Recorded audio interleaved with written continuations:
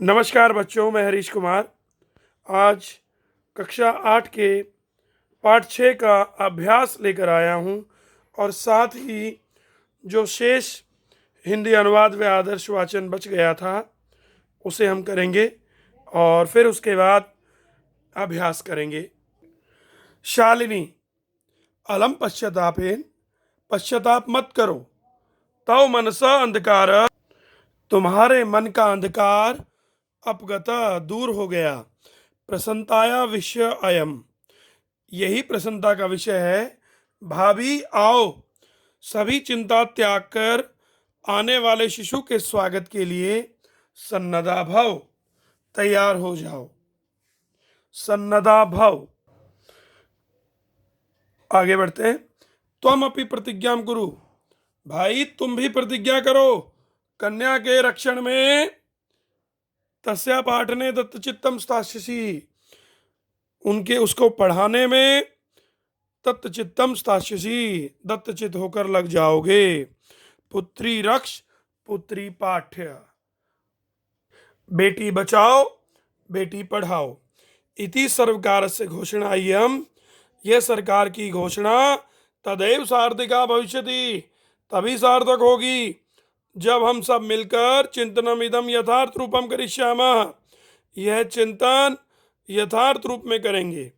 या गार्गी श्रुत चिंतने, जो गार्गी श्रुत चिंतन में गार्गी है, और नृपणय पांचालिका विक्रमे, और विक्रम मतलब पराक्रम में जो पांचाली है, और लक्ष्मी शत्रु विदारणे, शत्रु के विदारण में लक्ष्मी है। गगनम विज्ञानांगने कल्पना, और गगन को छूने में, विज्ञान के आंगन में गगन को छूने में कल्पना चावला है।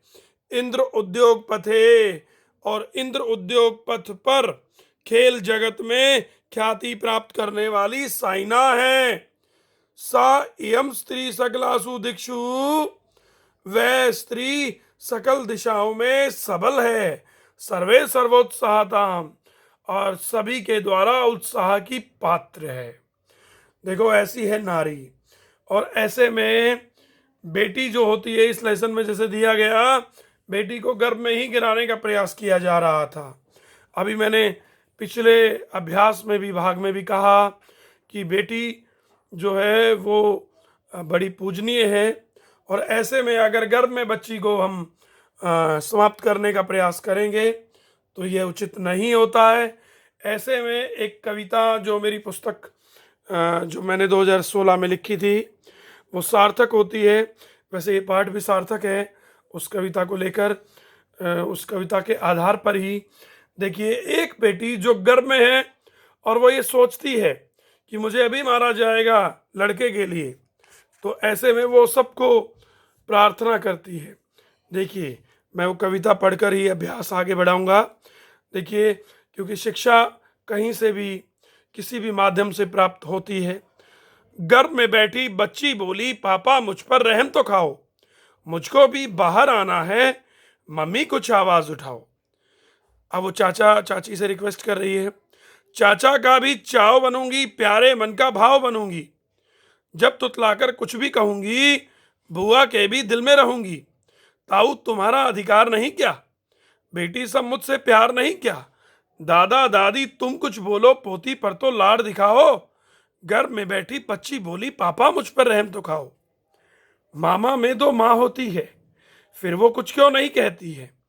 मौसी तो मासी होती है, फिर क्यों वो अब तक सोती है। नाना तुम ना क्यों नहीं करते, मेरी पीड़ा क्यों नहीं हरते। नानी तेरी बेटी की बेटी, कुछ तो बेहतर कदम उठाओ। गर्भ में बैठी बच्ची बोली, पापा मुझ पर रहम तो खाओ। अब डॉक्टर साहब सब कुछ आप हैं, आप भी बेटी के बाप हैं।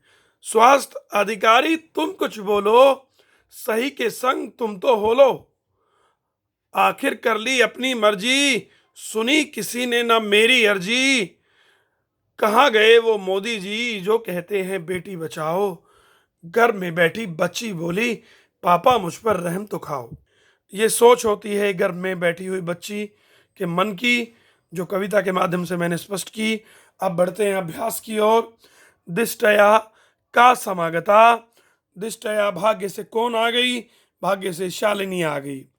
राकेशस्य कार्यालय का निश्चिता, राकेश के कार्यालय में क्या निश्चित हुई? एका महत्वपूर्ण गोष्ठी।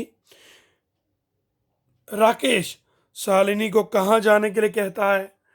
डॉक्टर के पास। चिकित्सकां प्रति सायंकाले भ्राता कार्यालयात् आगत्य किम करोति? सायंकाल में भाई कार्यालय से आकर क्या करता है? इस प्रश्न का उत्तर हो जाएगा संध्या काले भ्राता आगच्छति हस्तपादादिकं प्रक्षाल्य वस्त्राणि परिवर्त्य पूजा गृहं गत्वा दीपं प्रज्वालपति और भवानी स्तुतिम चापि करोति। ये सारे कार्य करता है। आगे बढ़ते हैं। राकेश कस्य तिरस्कारम करोति? राकेश किसका तिरस्कार करता है? राकेश सृष्टे उत्पादिन्या शक्ति तिरस्कारम करोति, उस शक्ति का तिरस्कार करता है। शालिनी भ्रातरम काम प्रतिज्ञाम कर्तुम कथयति, शालिनी भाई को क्या प्रतिज्ञा करने के लिए कहती है? वो कहती है कि कन्याया रक्षणे तस्या पाठने दत्तचित्तम स्थास्यसि, ये वो प्रतिज्ञा करने के लिए कहती है। आगे बढ़ते हैं। यत्र नार्यस्तु पूज्यन्ते, यत्र नार्य न पूज्यन्ते, जहाँ नारियां नहीं पूजी जाती वहाँ क्या होता है? इस प्रश्न का उत्तर ये है यत्र एता न पूज्यन्ते सर्वा तत्र फला क्रिया, वहाँ सारे कार्य विफल हो जाते हैं। आगे बढ़ते हैं अगले प्रश्न की ओर। बच्चों तत्सम शब्दों को देखिए। कोख, कुक्ष, साथ, साकम या सह, गोद, क्रोड, भाई, भ्राता, कुआ, कूपम और दूत, दुग्धम। अब अगले प्रश्न की ओर बढ़ते हैं।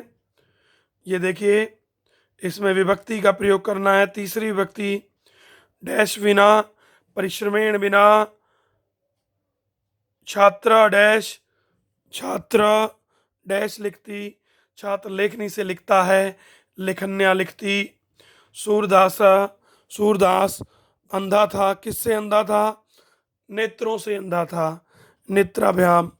स डैश साकम, साकम के लिए तीसरी आती है मित्रेण साकम, मित्रों के साथ समय बिताता है। आगे बढ़ते हैं अगले प्रश्न की ओर। थोड़ा साफ नहीं है लेकिन मैं बोल रहा हूं, ध्यान दीजिएगा। स्वस्था मनोदशा, महत्वपूर्ण गोष्ठी, जगन्यम कृत्यम, नंबर 3, क्रीडंती पुत्री, ये रहा। और अंतिम है कुत्सिता व्रति, बुरे विचार। आगे बढ़ते हैं।